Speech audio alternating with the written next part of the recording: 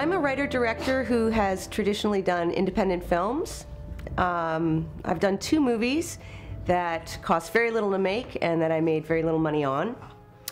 In my first film, which went on to make a lot of money for Fine Line Features, I was not a member of the Writers Guild, so I have never received a residual from that film. I did a really nice Hollywood movie as a writer that was not considered a big success box office, but allowed me to live when I didn't have jobs, which was for a good 27 months at one point.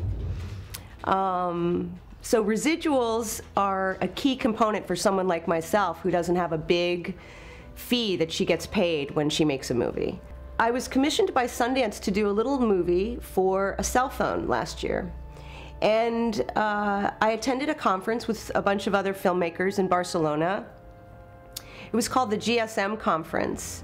And we were there to talk about mobile technology. And this little film, which was shot specifically for cell phones, was seen by hundreds of thousands of people through Bluetoothing onto their phones.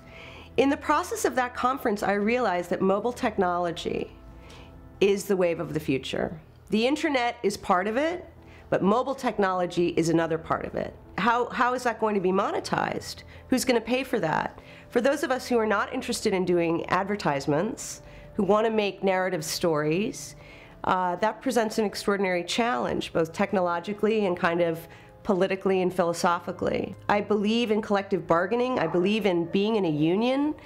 I couldn't believe what it felt like after years of not having health insurance to have health insurance. That still is the most exciting aspect of being in a union to me is, oh my God, I actually can go to the doctor when I need to go to the doctor. When I was feeling particularly down, I decided to rent Harlan County, USA, Barbara Koppel's documentary about the miners' strike.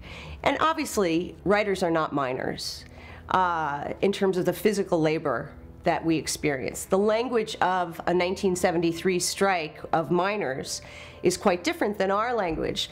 People wouldn't feel so comfortable saying we're going against the capitalists, but in fact we are, right? I still believe that narrative filmmaking, in whatever its transmission, whether it's at your house or on your computer, or you go to the theater, has extraordinary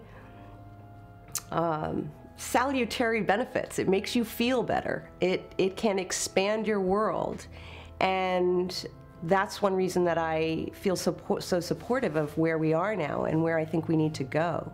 Collective bargaining is why we are in a union. So I appeal to the AMPTP to please come back and join us so that we can end this and get back to work. Action! That's what I say.